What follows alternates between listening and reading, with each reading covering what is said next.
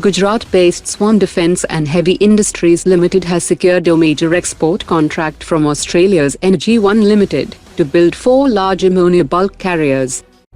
Saga Defence has received an industrial license for manufacturing explosives, marking a significant expansion into defence-grade munitions.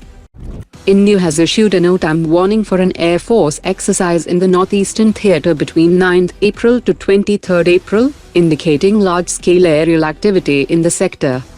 India has issued a NOTAM for a missile test in the Bay of Bengal region from 15th April to 18 April, for a designated range of 240 kilometers, indicating a test of the 240 kilometers Astra Mk2 air-to-air missile. The Indian Navy is exploring development of a multi-rotor drone system to enable reloading of surface-to-air missiles in vertical launch system cells on board warships during operations at sea. India is developing an air-launched loitering decoy with electronic warfare for Su-30, designed to autonomously detect and jam enemy radars, create false targets, and execute suppression and destruction of enemy air defense missions using both soft and hard kill measures.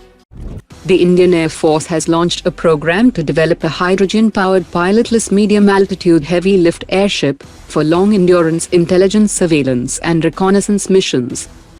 India is developing a strap-on propulsion and guidance kit to convert 100 kilograms to 120 kilograms unguided bombs into precision weapons with over 200 kilometers range. Bangalore-based Modern Aerospace Systems Private Limited has unveiled the Pegasus V-12 jet-powered UAV for both training and combat roles, offering high-speed extended-range performance with flexible launch and recovery options. Punjab-based Airborne Defence and Space Private Limited is developing a portable loitering munition system designed to give small infantry units the ability to detect, track and eliminate targets beyond visual range, with engagement distances of up to 30 kilometers. It will be equipped with modular warheads, including anti-tank, high-explosive, and thermobaric options, enabling engagement of enemy armor, air defense units, artillery and infantry. The Indian Air Force has cleared the 36 Tejas Mk1 fleet to resume flying, 2 months after the February 7 runway incident caused by a breaking software glitch, which has been rectified through a software update. The DRDO is developing a folding fin Astra Mk2 variant for internal carriage in AMCA and Ghatak unmanned combat aerial vehicle. The redesigned fins remain flush during storage and deploy after launch, reducing space requirements inside weapons bays that will allow AMCA to carry up to 6 Astra Mk2 missiles.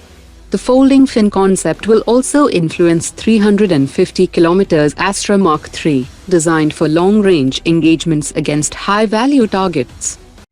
India's Ministry of Defence is preparing to restructure the Dassault Reliance Aerospace Limited joint venture, with plans to onboard a new private sector partner to replace the current minority stakeholder, and this restructuring is tied to India's long-term plans to manufacture up to 96 Rafale fighter jets domestically. Reliance Aerostructure holds a 49% minority stake in the joint venture, which is now expected to be divested, with 2 to 3 companies under evaluation, and a possibility of multiple partners being inducted.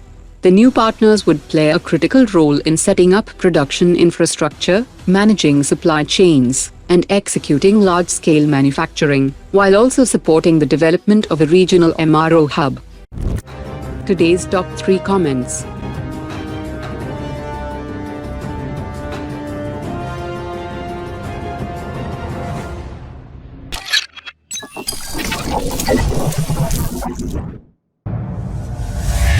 Omar dropped it.